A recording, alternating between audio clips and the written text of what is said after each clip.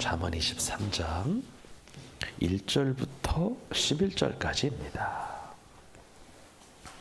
저 한 절, 여러분 한 절 교독하시겠습니다. 내가 관원과 함께 앉아 음식을 먹게 되거든 삼가 내 앞에 있는 자가 누구인지를 생각하며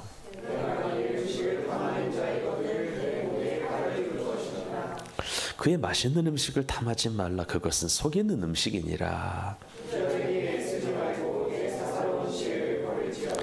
내가 어찌 허무한 것에 주목하겠느냐. 정령이 재물은 스스로 날개를 내어 하늘을 나는 독수리처럼 날아가리라.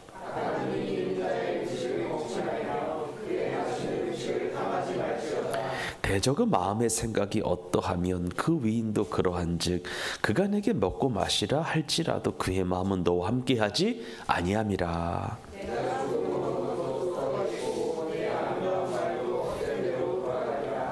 미련한 자의 귀에 말하지 말지니 이는 그가 내 지혜로운 말을 업신여길 것임이니라.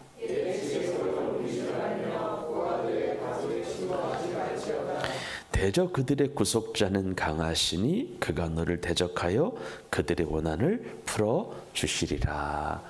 아멘. 우리 노집사님 한 번만 나와주실 수 있죠? 감사합니다. 우리 시간에 2분 정도만 마음으로 기도하셔도 되고 소리내서 기도해도 좋습니다. 하나님, 이 시간 한 주간을 살아갈 용기와 힘을 주는 말씀이기를 원합니다. 하나님, 내 마음을 여시옵소서, 내 생각을 여시옵소서. 마음을 활짝 열게 싸우니 하나님의 말씀을 받게 하시고 이 말씀이 나의 심령 안으로 깊숙이 뿌리 내려지게 하시고 말씀 붙들고 세상 한가운데서 승리하는 가장 안전하고도 복된 인생 되게 해달라고 마음을 다해서 소리내어 큰 소리로 합심하여 기도하겠습니다. 하나님, 우리 아버지 감사합니다.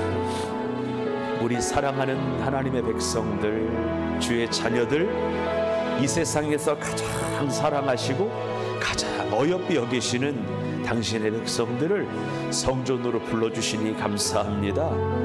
오늘 이 시간 부족한 종이 하나님의 말씀을 들고 섰는데요, 이 시간 말씀을 전하는 이나 듣는 이나 예수님 안에서 함께 은혜 받을 수 있도록 성령이여 성도들의 심령을 열어주시고 심령을 만져주시고 심령 가운데 하나님의 말씀이 온전히 증거되도록, 온전히 전달되도록, 온전히 선포되도록, 온전히 들어가도록 하나님 함께하여 주옵소서.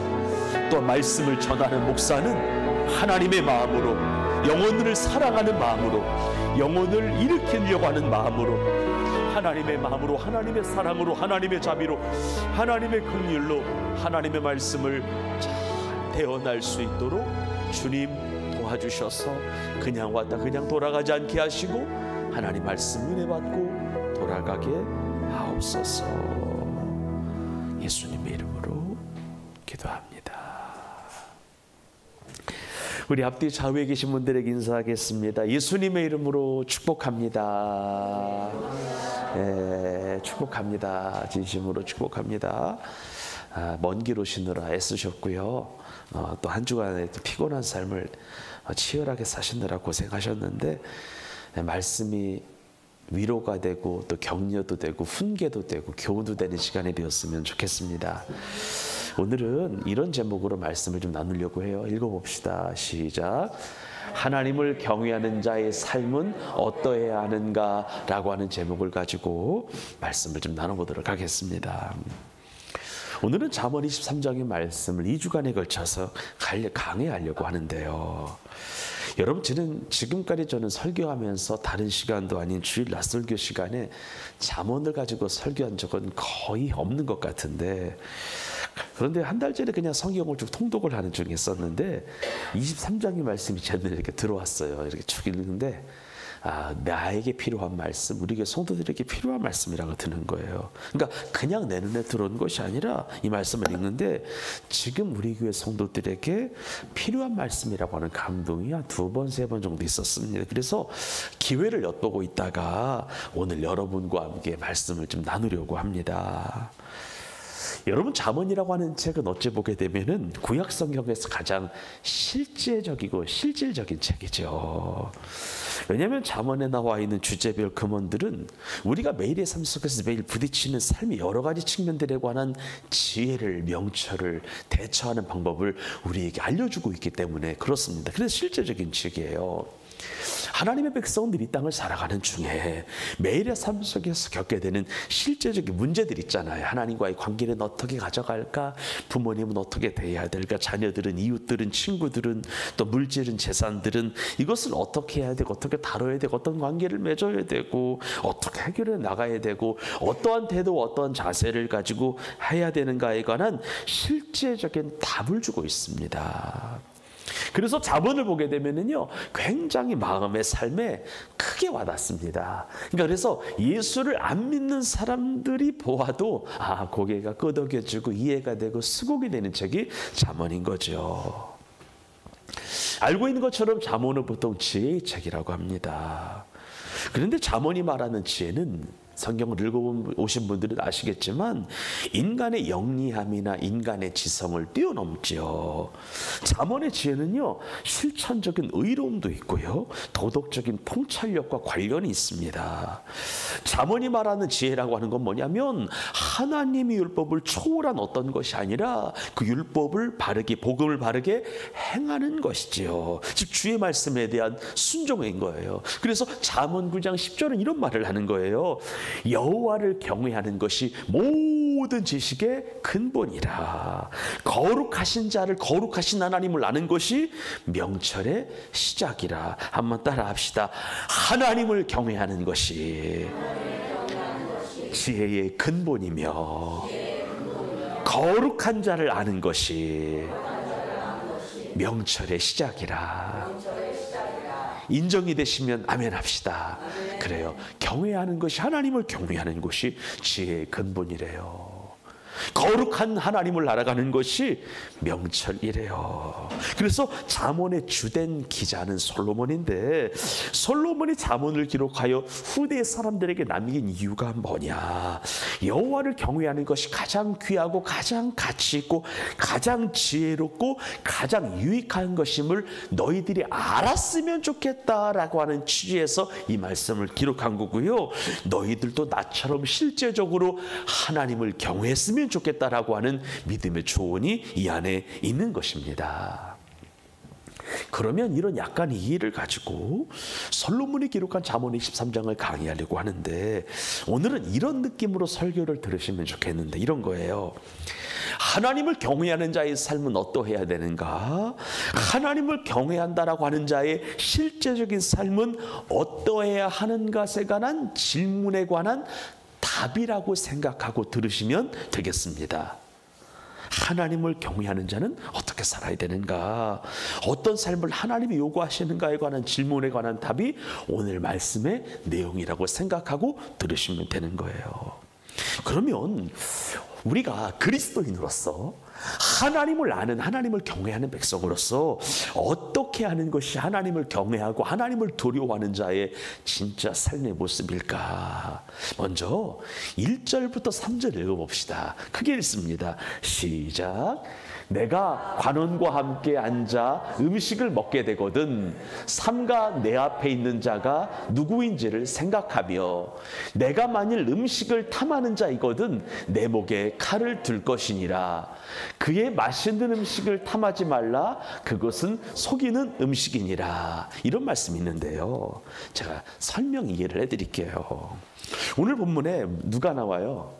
관원이 나오는데 여기서 관원은 평민이나 하급 관리가 아니라 원문에 보니까 높은 사람이었어요. 고위직, 치리자, 통치자를 말하는 거예요. 여기서 말하는 관원은 쉽게 말해서 사람의 생명이나 사람의 운명을 좌지우지할 정도로 힘과 권세를 지닌 사람이 오늘 성경에 나오는 관원입니다. 그런데 보통 이들은, 이 관원들은 권모술수에 능한 자들이죠. 대단한 머리와 대단한 책략을 갖고 있는 사람이에요. 왜냐하면 그렇지 않고서 그런 높은 자리에 올라갈 수 없었기 때문입니다. 그래서 보통 고위 관원들은요, 정치적인 계산이 깔린 말과 깔린 행동 같은 것들을 하고요, 어떤 목적을 달성하기 위한 일이라면은요, 수단과 방법을 가리지 않는 속성이 정말 이들에게는 갖고 있습니다. 관원들에게는 이런 거예요. 나를 위한 일이라면, 나에게 보탬이 되는 일이라면 어떻게 해서든지 실행에 옮기는 것이 관원들의 그런 특징이라고 하는 거예요. 그렇기 때문에 일반 백성들이 이러한 관원들의 초대를 받게 되면은요, 조심해야 되는데, 이런 거예요. 화려한 대접에 마음이 팔려 경솔하게 행동한다거나, 상대방의 의표나 의중을 간파하지 못하고 생각 없이 말하고 생각 없이 행동하면 안 된다라고 성경이 말하고 있는 거예요. 그래서 만일 생각 없이 말하고 생각 없이 행동을 하게 되면은 큰 화를 초래할 수 있다라고 여기는 것이 오늘 잠언 기자 이야기입니다. 물론 개중에 선하고 올바른 통치자도 있어요. 좋은 사람도 있어요. 나쁜 목적에는 의도 없이 순수한 마음으로 사람을 대하는 통치자나 순수한 마음으로 사람을 대하는 권력자들도 있습니다.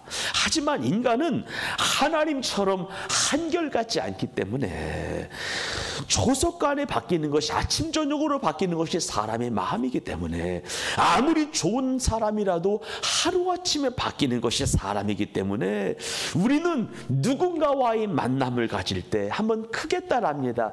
경계해야 되고 신중해야 하며 절제해야 합니다. 아멘. 그리고 모든 만남의 순간 가운데 계속해서 하나님의 음성을 들으려고 노력하시기를 주의 이름으로 축원합니다. 누군가와 만남을 가질 때 경계하는 것이 필요하다. 요즘 세상에는 더 필요하다. 신중한 것도 필요하다. 절제하는 것도 필요하다라고 하는 거예요. 특별히 오늘 본문은요, 이런 얘기를 해요. 내가 음식을 탐하는 자이거든. 음식을 너무 좋아하는 자이거든. 내 목에 칼을 두면서까지 조심하라고 하는데, 왜냐하면 이 3절에 말하고 있는 것처럼 관원이 베풀어 놓은, 통치자가 베풀어 놓은 음식이요, 악한 의도를 가지고 베푼 음식일 수 있기 때문에 만일 자신의 욕구를 절제하지 못하고 음식의 마음을 빼앗겨 먹기만 하게 되면은요, 관원의 희생물이 될 위험이 있다 없다? 있다라고 하는 거예요. 따라합시다. 맛있는 음식을 탐하지 말라. 왜 그래요? 이 음식 어떤 음식일 수 있기 때문에? 속이 있는 음식일 수 있기 때문에 그렇다는 거예요. 근데 물론 모든 상황에서 조심하라는 말이 아니에요. 우리가 전혀 알지 못하는 사람과 만남을 가질 때 음식에 칼을 두면서까지 음식 먹느라고 저 사람의 의도와 의중을 놓치는 일은 삼가할 필요가 있다라고 하는 거예요. 경계해라, 조심해라 라고 하는 이야기를 애써 애둘러 이야기하고 있는 거예요. 우리가 알고 있는 것이, 여러분들, 이삭의 아들 중에 에서가 있었죠. 에서는 첫째 아들이에요, 둘째 아들이에요? 첫째 아들이죠. 장자예요. 아시는 것처럼 첫째 아들에게는 많은 약속들이 있잖아요. 많은 축복들이 예비되어 있습니다. 그런데 이 장자라고 하는 에서 장자가, 장자의 명분은 성경에 보니까 경홀히 여겼다라고 나오죠. 가볍게 여겼다라고 나와요. 그래서 들에서 사냥하다가 돌아온 에서가 너무나 배고픈 나머지 동생 야곱에게 팥죽 한 그릇을 하려고 하죠. 근데 이 동생 야곱은 너무나 간사한 사람이라 형의 배고픔을 이용을 하죠. 내가 당신이 나에게, 당신에게 있는 장자권을 내게 팔지 않으면 이것을 주지 않겠다라고 이야기를 하죠. 이때 에서가 하는 말이 가관입니다. 에서가 이르되 내가 죽게 되었으니 이 장자의 명분 따위가 내게 뭐가 그리 중요하겠느냐. 에서가 말했습니다. 배고파 죽겠는데 그까지 맏아들의 권리가 무슨 소용이겠느냐라고 이야기를 하잖아요. 그래서 여러분들에게 권면해요. 이번 한 주간에 누구를 만날 때 따라합시다. 경계하라, 조심하라, 신중하라, 절제하라. 꼭 그러시기를 바랍니다. 경계할 필요가 있어요. 믿는 자와의 만남 빼고 우리 교회 성도를 만남 빼고요. 그러니까 예기치 않은 만남을 가질 때 경계할 필요가 있다. 조심할 필요가 있다. 절제할 필요가 있다라고 하는 것을 기억하시기를 바라요. 두 번째는 뭐가 있냐면 한번 4절로 읽어볼까요? 시작. 부자가 되게 애쓰지 말고 내 사사로운 지혜를 버릴지어다. 내가 어찌 허무한 것에 주목하겠느냐? 정령의 재물은 스스로 날개를 내어 하늘을 나는 독수리처럼 날아가리라. 잠언 23장 4절 5절의 말씀인데요. 여러분 본문에 애쓰다라고 하는 말이 나오는데, 애쓰다라고 하는 말은 온 힘에 힘을 다함으로써 피곤하게 되거나 탈진하게 되는 것을 가리키는데요. 오늘 말씀 그대로 성경을 풀게 되면 이런 거예요. 이런 거예요. 내가 사는 이유를, 내가 사는 목적을 따라합시다. 물질에 두지 말라. 어디에 두지 말라?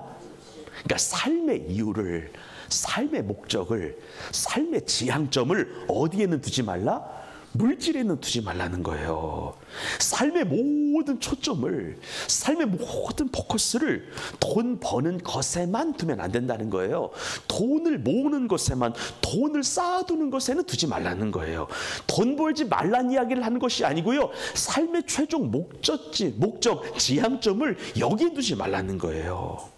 왜냐하면 물질이라고 하는 것이 우리의 삶에 잠시 잠깐의 만족을 줄 수 있을지는 모르겠지만 결코 나의 삶에 영원한 만족은 줄 수 없기 때문에 여기에는 목적을 두지 말라는 거예요. 그리고 물질이라고 하는 것은, 저는 그런 부자가 돼보진 않아서 모르겠지만 제 경험에서, 약간의 경험에서 이런 것 같아요. 모으고 모아도 넉넉해요, 부족해요? 부족하죠. 아닌가? 전 그러니까 돈이 없어서 그럴 수 있죠. 지금도 없어서. 그런데 여러분들, 돈은 그런 것 같아요. 모으고 모아도 늘 모자라네요. 늘 부족해요. 여러분, 제가 돈을 모으는데 이만하면 되겠다 싶은 적 있으십니까? 황유는 괜찮아. 지금 이만하면 돼요? 너무 솔직해서 좋아요. 돈이라고 하는 건 그래요. 이만하면 되겠다 싶은 적은 진짜 없어요. 모으고 쌓아도 이 정도면 되겠다라고 하는 거 진짜 없어요. 애써서 1,000만 원을 모았으면 2,000을 향하여 달려가게 되어 있어요. 2,000을 모아봐요, 5,000을 향하여 달려가게 되네요. 5,000을 모아봐요, 1억을 향하여 그 1억을 모았어요. 그러면은 1억 모기까지는 어렵다고요, 보통. 근데 1억에서 2억 되는 가정은, 0에서 1억 되는 가정이 100의 1하면 1억에서 2억 되는 가정은 70% 힘만으로 가는데, 그러면 2억에서 3억은 50%의 힘만 해도 되는 거라면 사람은요 원래 그런 거예요. 이젠 속력이 붙네 라고 하는 마음이 드는 거예요. 돈은 그래요. 모아도 늘 부족해요. 이만하면 되겠다 싶은 적이 없었을 것 같습니다. 그러면 우리 삶의 목적을 어디에 둘 때 진짜 만족이 생길까요?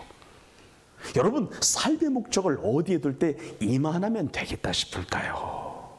삶의 목적을 어디에 둘다 진짜 행복하다라고 하는 신앙 고백이 나오게 될까요? 여러분 기억하세요. 크게 따라합니다. 물질이 아니라 물질을 주시는 하나님께 둘 때입니다. 아멘. 옆 사람을 진짜 축복해요. 우리 하나님께 소망둬요. 여러분 진짜 우리 하나님께 소망 둡시다.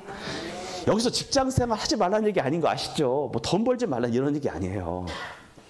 물질을 초점을 두지 말고 물질의 출처가 되시는 하나님께 소망을 두라는 얘기예요. 삶의 이유와 목적을 물질을 공급하시는 하나님께 둘 때 진짜 만족이 생겨요. 기쁨이 있어요. 만일 그렇지 않으면은요, 늘 쫓기는 인생을 살아요. 늘 쫓아가는 인생을 살아요.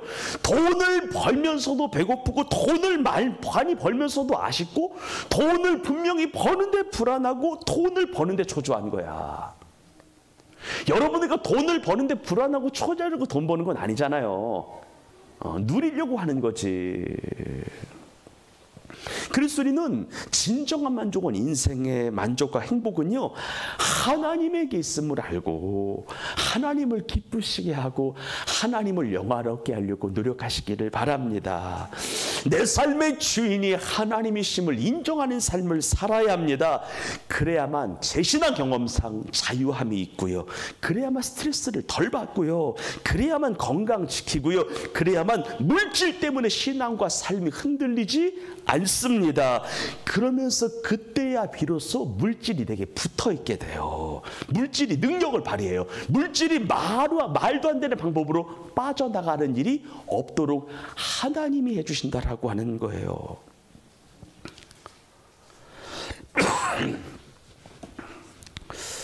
여러분, 오늘 본문에 보니까 내 힘과 능력만으로, 내 힘만으로, 내 의지와 수고만으로 얻은 물질은 오래가지 못하고요, 그런 물질은 스스로 날개를 내어 하늘을 나는 독수리처럼 쫙 빠져나가게 된대요. 밑 빠진 독이 물 붓기예요. 왜냐하면 하나님이 그 물질을 안 지켜주니까 그런 거예요. 그래서 그런 거예요. 분명히 내가 이번에 돈을 번 것 같지만 늘 똑같은 거야. 돈을 못 벌지 않았어, 안 벌지 않았어, 근데 늘 부족한 거야. 늘 내 삶이 곤고하고 메마른 거예요. 그리고 때로는 이 물질이 내게 칼이 돼서 돌아올 때도 있는 거예요. 물질이라고 하는 것이 나를, 내 인생을 편하게 하는 것이 아니라 물질이 점점 나를 올가매는 거 있지요. 그러다 보니까 인생의 신앙에 따라합시다, 자유가 없더라. 자유가 없어요. 이거 진짜예요. 하지만 하나님을 잘 믿고요, 주님을 섬기고요, 그래도 기본적인 헌금 생활을 하고요, 각자의 삶의 자리에서 최선을 다해서 살게 돼서 얻은 물질은 내 힘으로 번 물질이 아니라 하나님이 주신 물질이기 때문에 크게 따라합니다. 오래갑니다. 이게 중요한 거예요. 내 힘만으로 번 물질은 오래가지 못하지만 그래도 내가 하나님을 섬기고 하나님께 뜻을 두고 말씀과 기도로 살려고 노력하고 삶의 자리에서 최선을 다해서 얻게 된 물질은 내 힘으로 얻은 물질이 아니라 하나님이 주신 물질이기 때문에 하나님이 내 물질을 지켜주셔서 그 물질의 가치는 오래가는 것을 믿으시기를 바라는데요, 우리 시편 127편 1절과 2절의 말씀을 읽겠습니다. 시작. 여호와께서 집을 세우지 아니하시면 세우는 자의 수고가 헛되며 여호와께서 성을 지키지 아니하시면 파수꾼의 깨어있음이 헛되도다. 너희가 일찍 일어나고 늦게 누우며 수고 있다고. 우리가 일찍 일어나고 늦게 눕는 이유가 물질을 쌓으려고 하는 건데, 일찍 일어나고 늦게 눕는 수고가 헛되어야 된다는 거지. 그리고 하나님 없이 내 힘만으로, 내 능력만으로 벌어들인 물질은요, 아까 말씀드린 것처럼 많이 벌어도 부족해요. 늘 모자라요. 그래서 나의 삶에 좀 불편한 이야기지만 늘 돈 그래요. 만족이 없어, 자족이 없어요. 분명히 내 수중에 돈은 있는데, 돈은 벌었는데 내 통장 잔고는 쌓여가고 있는데 감사가 없어. 지금 여러분의 삶에 감사하십니까? 감사가 있기를 주의 이름으로 축원합니다.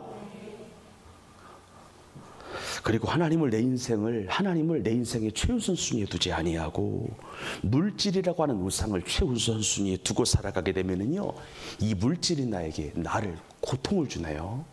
나를 번뇌케 하네요.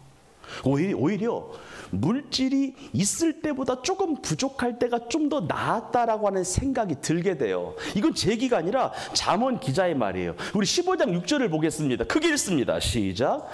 의인의 집에는 많은 보물이 있어도 악인의 소득은 고통. 여러분, 악인들의 소득은 오히려 그 물질이 내 인생을 찌를 수 있어, 고통이 될 수 있어요. 또 읽어볼까요? 잠언 15장 16, 17절이에요. 시작. 가산이 적어도 여호와를 경외하는 것이 크게 포하고 번뇌하는 것보다 나으니라. 돈은 많은데 매일 싸우는 집보다 가산이 적어도 여호와를 경외하는 그 가정이 행복한 가정이라는 거예요. 17절 읽겠습니다. 시작. 채소를 먹으며 서로 사랑하는 것이 살찐 소를 먹으며 서로 미워하는 것보다 나으니라. 아멘.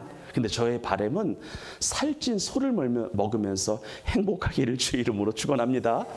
근데 이게 매일 야채만 먹으면 좀 힘들어요. 제 경험상 매일 채소만 먹으면 힘들어요. 여러분들 무슨 말인지 알죠? 이 말은 잘 새겨들으시기를 바라요. 채소를 먹으며 사랑하는 것이 살찐 소를 먹으며 미워하는 것보다 낫다. 그리고 삶의 목적과 이유를 하나님께 두지 아니하고 물질에 둔 자는요, 천국에 두지 아니하고 이 땅에 둔 자는요, 마지막 날 그의 영혼을 잃어버릴 수 있다라고 하는 것이 성경의 결론입니다. 예수님 이런 말씀하셨어요. 한 부자가 그 해의 밭에 소출이 너무 많이 거둔 거야. 예를 들어서 보통 10만큼 거둬야 되는데 30, 40을 거둔 거예요. 그래서 부자가 이런 생각을 해요. 내가 더 이상 곡식을 쌓아둘 것이 없을 만큼 많이 소득을 거뒀으니 어떻게 했으면 좋겠나, 이런 고민을 하는 거예요, 부자가. 그때 부자가 이런 결정을 내려요. 12장, 누가복음 12장 18절 읽겠습니다. 시작. 또 이르되 내가 이렇게 하리라. 내 곡간을 널고 더 크게 짓고 내 모든 곡식과 물건을 거기 쌓아두리라. 그의 3배를 거뒀어요. 이것을 저장할 데가 없는 거예요. 그래서 창고를 더 크게 짓겠다. 이거 저장하겠다는 거예요. 그러면서 부자는 자기 영혼에게 이런 말을 해요. 19절 읽겠습니다. 시작. 또 내가 나에게 이르되, 그 다음이요. 시작. 영혼아, 여러 해 쓸 물건을 많이 쌓아두었으니 평안히 쉬고 먹고 마시고 즐거워자 하리라 하되, 라고 말하는 거예요. 내 영혼아, 여러 해 쓸 물건을 많이 쌓아두었으니까 먹고 마시고 즐기고 평안히 쉬자 하리라는 거예요. 그럼 여러분들, 부자가 왜 이런 생각을 했을까? 왜 이런 생각을 했을까? 왜 창고를 더 크게 짓고 물질을 쌓아둘 생각을 했을까? 왜 평안히 쉬고 먹고 자고 이런 생각을 왜 했을까요? 이유는 딱 하나예요. 따라합시다. 이 땅에서 영원히 살 줄 알았기 때문에. 다른 거 없어요. 이 땅에서 천년 만년 살 것이라고 생각했기 때문에 내 영혼아, 여러 해 쓸 물건을 많이 쌓아두었으니 평안히 쉬고 평안히 먹고 평안히 마시고 평안히 즐거워하자라고 이야기했던 거예요. 그러면서 하나님이 쐐기를 막는 말씀을 하나 하세요. 20절입니다. 시작. 하나님은 이르시되 어리석은 자여, 오늘 밤에 내 영혼을 도로 찾으리니 그러면 내 준비한 것이 누구의 것이 되겠느냐 하였으니. 너희들이 평생 모은 재산이 누구의 것이 되겠느냐 하시는 거예요. 그러면서 예수님께서 마지막 말씀하셨어요. 자기를 위하여 재물을 쌓아두고 자기를 위하여 재물을 쌓아두고 하나님께 대하여 부요하지 못한 자의 삶이 이와 같으리라. 여러분, 이 말씀을 잘 새기시기를 주의 이름으로 축원합니다. 나를 위하여 부요하지 말라 말씀하시는 것이 아니에요. 하나님을 위하여 더 부요하라는 거예요. 아멘. 이 얘기하는 거예요. 저축하지 말라는 얘기 아니, 돈 벌지 말라는 얘기 아닙니다. 물질의 포커스를, 신앙의 포커스를 어디에 둘 것이냐 중요하다라고 하는 이야기를 주님 말씀하고 계신 거예요. 또 그 다음 볼까? 6절에서 8절인데 읽어봅시다. 읽습니다. 시작. 악한 눈 있는 자의 음식을 먹지 말며 그의 맛있는 음식을 탐하지 말지어다. 대저 그 마음의 생각이 어떠하면 그 위인도 그러한즉 그가 내게 먹고 마시라 할지라도 그의 마음은 너와 함께하지 아니함이라. 내가 조금 먹은 것도 토하겠고 내 아름다운 말도 헛된 대로 돌아가리라. 이 말씀 제가 좀 설명을 해드려야 되는 말씀인데요. 오늘 본문에 누가 나와요? 악한 눈이 있는 자가 나오죠. 이 음식을 악한 눈 있는 자가 제공한 음식을 어떻게 하래요? 먹지 말래요. 그 음식은 탐하지 말라고 이야기하고 있는데, 여러분, 여기서 악한 눈이라고 하는 것은 잠언 22장 9절에 선한 눈과 반대되는 건데요. 다름 아닌 따라합니다. 인색하고 이기적인 자, 나만 아는 자, 나밖에 모르는 자. 이걸 성경이 어떤 자래요? 악한 자래요. 예수 믿는 사람 인색하면 안 되는데, 인색하고 이기적인 자 있잖아요. 나만 아는 사람 있잖아요. 나밖에 모르는 사람 있잖아요. 우리가 잘 알고 구두쇠 같은 것을 말하는 것 같은데, 그러면 왜 성경은 이러한 자와, 그러면 성경은 이러한 자와 어떻게 하라고 말씀하고 있을까요? 성경은 말하더라고요. 성경은 인색하고 이기적이어서 나만 아는 사람과는 함께하지 말라고 이야기를 해요. 왜냐하면 그런 자와는 단순히 식사는 함께할 수 있을지 모르겠지만 마음을 나누는 식탁의 교제는 못하기 때문이래요. 그래서 그러니까 인색한 자, 쪼잔한 자가 대접하는 자의 식사는 식사 시간 내내 불편하대요. 가시방석이래요. 빨리 그 자리를 뜨고 싶대요. 이게 성경이에요. 여러분 생각해 봐요.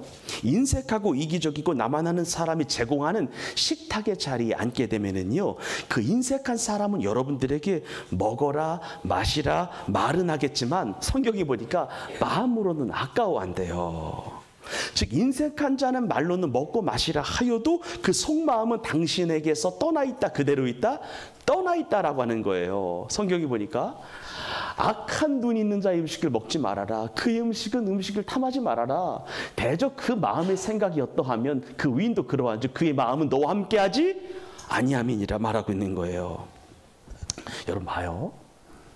오랜만에 만난 누군가와 함께 식탁에 앉았어요. 근데 그 사람과 식사를 하려고 하는 이유가 있어요. 그러니까 오랜만에 만난 누군가와 함께 식탁에 앉아 식사를 하려는 이유는요, 먹는 것보다도 뭐 하기 위함이에요? 나누려고 하는 거예요. 여러분 몇 년 만에 친구를 만났어요. 먹는 게 목적이에요? 먹는 것을 이유 삼아 그냥 이야기하는 거예요? 이야기하는 것이 크죠. 서로 교제의 목적이 강한 거예요.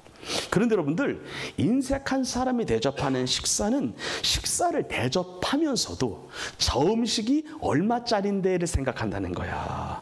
왜 이렇게 저 사람 눈치도 없이 많이 시키지를 생각한다는 거예요. 그때부터 마음을 나누는 교제가 가능하다, 불가능하다? 불가능하다라고 하는 거예요. 그렇다 보니까 초대받은 사람은 식사 자리에 앉는 시간이 어떤 거예요? 편해요, 불편해요? 계속 불편해요. 그래서 성경이 보니까 봐봐요. 조금 먹은 것 어떻게 되고? 토하게 되고, 아름다운 말도 어떤 데로 돌아가리라? 헛된 데로 돌아가리라. 그래서 그것도 제 개인적인 기준인데요. 이 세상에서 최고로 좋은 식사는 따라합시다. 마음 편한 식사. 마음 편한 사람과 만나서 식사하는 게 가장 좋은 식사예요. 제가 이 이야기를 편하게 할 수 있는 이유는 우리 교회는 인색한 사람이 없기 때문에 제가 편하게 말씀드릴 수 있어서 감사해요. 여러분, 저는 예를 들어 신방 같은 거 할 때, 예전에 교구 목사 한참할 때 성도님들의 목사님이 온다고 정말 음식 대접을 잘해주세요. 잘해주세요, 정말. 근데 저는 그 식사도 좋지만 집에서 김치 볶은 거랑 스팸 구워서 계란 후라이 2개랑 밥 먹는 게 더 저는 좋아요. 뚝섬, 뭐 스팸, 리챔 좋아요. 계란 2개 꼭 있어야 되고요. 김치 볶은 거 있어야 되고요. 그거 있으면은 다른 거 필요 없어요. 전 스팸이 좋아요. 스팸 비싸다. 예, 제가 런천 미트로 바꾸도록 하겠습니다. 여러분, 식탁의 교제를 하는 이유는 교제를 위함이지 먹으려고 하는 거 아니잖아요, 우리. 무슨 말이냐면 마음 나누는 식사하는 사이가 돼야 된다는 거예요. 옆 사람에게 축복해요. 우리 서로 잘합시다. 한 번만 더 축복해요. 제가 약소하지만 밥 한 끼 사겠습니다. 근데 여러분들 이런 게 있어요.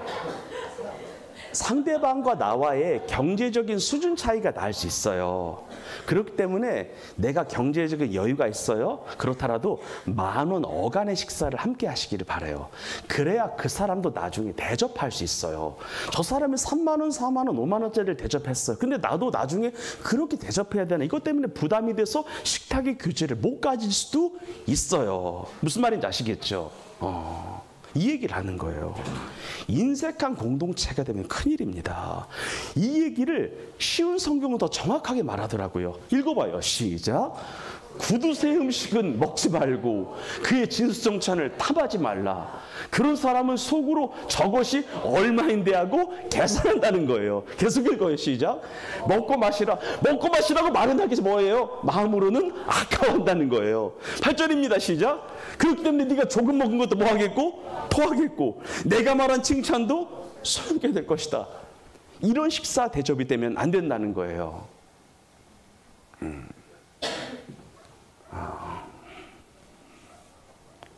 중요한 얘기 드리는 거예요. 대접할 줄 알아야 돼요. 섬길 줄 알아야 돼요. 대신에 과하지 않게, 불편하지 않게. 그리고 얻어먹지만 않으셨으면 좋겠습니다. 사는 자가 되시기를 주의 이름으로 축복합니다. 이게 좋은 거예요. 왜냐하면 저 사람도 나 형편을 알아. 저 사람이 나도 순대국밥 정도밖에 못 사는 거 저 사람도 알아.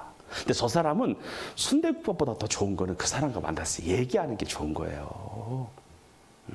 이게 중요한 거야. 마지막 하나만 더 볼게요. 다는 못하겠네. 9절이에요. 시작. 미련한 자의 귀에 말하지 말지니 이는 그가 내 지혜로운 말을 업신여길 것임이니라. 여러분, 미련한 자는 왜 다른 사람의 말을 안 들을까요? 미련한 자는요, 미련한 자의 귀에 말하지 말지니 이는 그가 내 지혜로움을 업신여길 것임이라고 이야기하고 있는데, 왜 미련한 자는 다른 사람의 말을 안 들을까요? 왜 이 미련한 자는 왜 듣지 않을까요? 여기서 미련하다라고 하는 것은 머리가 나쁘다라고 하는 말이 아니라 다른 사람이나 다른 사람의 생각의 의견을 안 듣는다라고 하는 건데, 왜 미련한 자는 다른 사람들의 이야기를 안 들을까요? 제가 참 답답한 부분은 이 부분이에요. 왜 안 들을까? 현호야, 왜 안 들을까? 미련한 자가? 아, 예.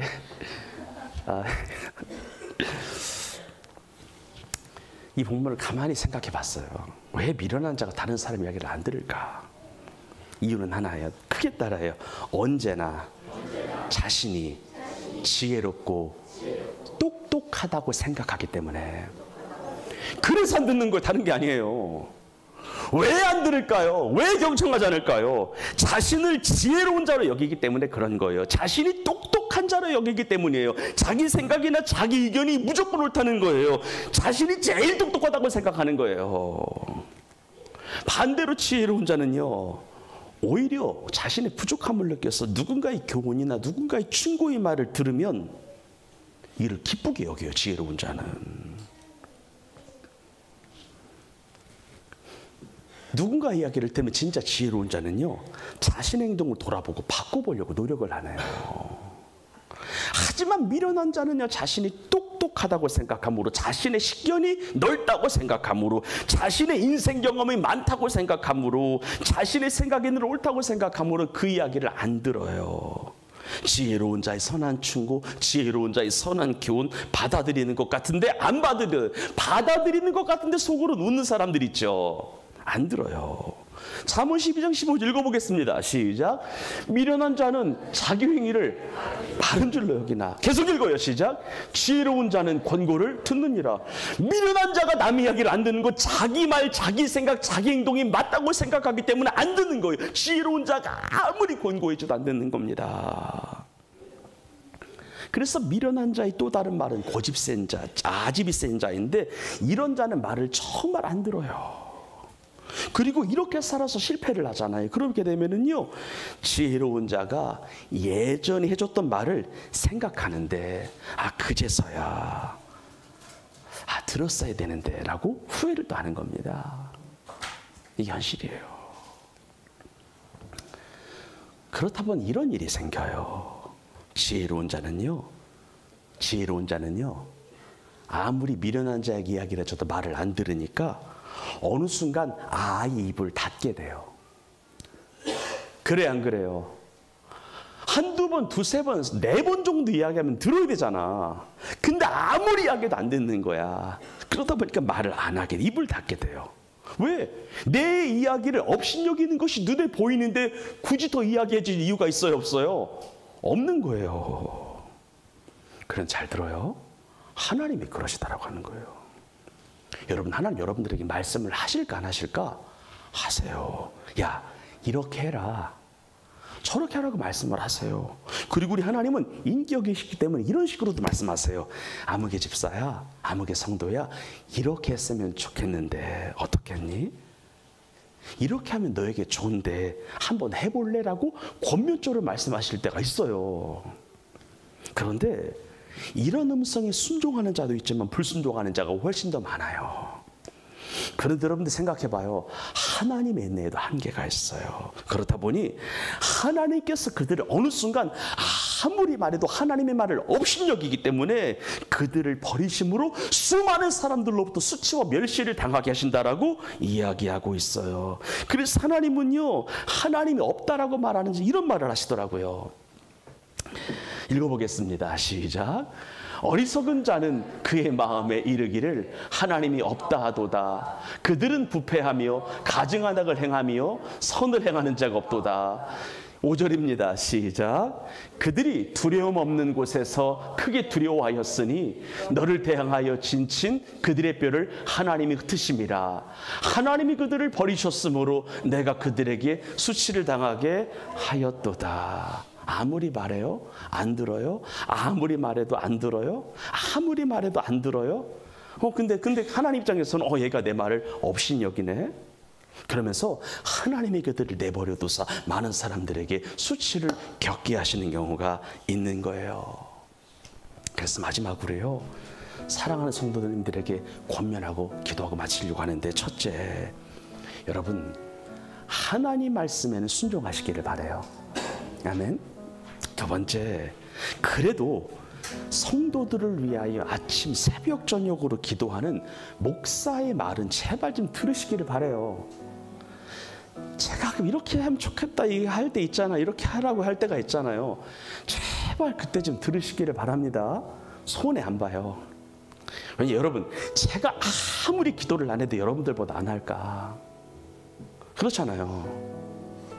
그렇다고 기도를 엄청 많이 한다 이런 건 아니지만, 그래도 새벽 밤으로 여러분들에게 기도하잖아요. 하나님 마음 주시겠지 이야기하잖아요. 그럼 들으시기를 바라요. 그때는.